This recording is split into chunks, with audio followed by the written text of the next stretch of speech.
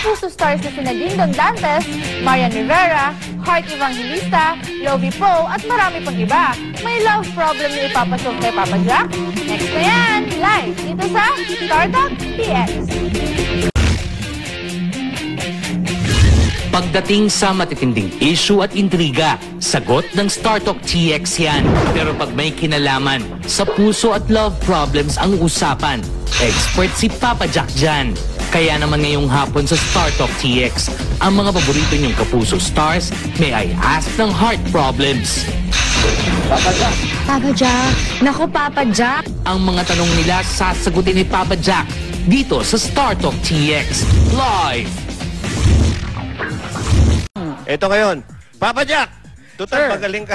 Papa Jack, may magaling ka sa mga, ano tawag doon, mga advice. No. Sakto lang po. Okay, sakto okay. lang. Ito ngayon, may mga artista po, mga kaibigan. Tape questions ng mga artista. Panoorin mo bawat isa at mag-react ka. Alright. Okay, itong una galing kay Dingdong Dantes. Narito po. Papa Jack, naniniwala ka ba na true love does not expect anything in return?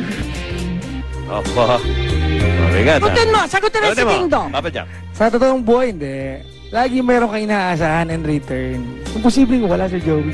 Ano ibig mong sabihin? May naasasa in return kay Marian? Ano yun? Sabi mo muna, ano yun? Hindi. Sige, pagbigyan mo si Lolit, sagutin Ano mo. yun? Ano yun? Buhay ba nila yun, Nay?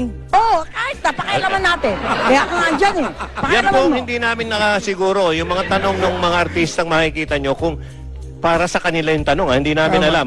Okay, labas kami dyan. O so yun ang sagot niya. Siyempre, hindi mo Meron mawala. lang eh. Pag nandiyan si Dingdong, narito si Marian. Tuloy mo. Naku, Papa Jack, ito ang tanong ko sa'yo. Yung kaibigan ko kasi masyadong possessive. Sa tingin mo, ano yung dapat niyang gawin para siguro mabawasan kahit konti lang?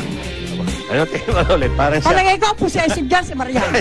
Sa kanya talaga yung question. O, sagot.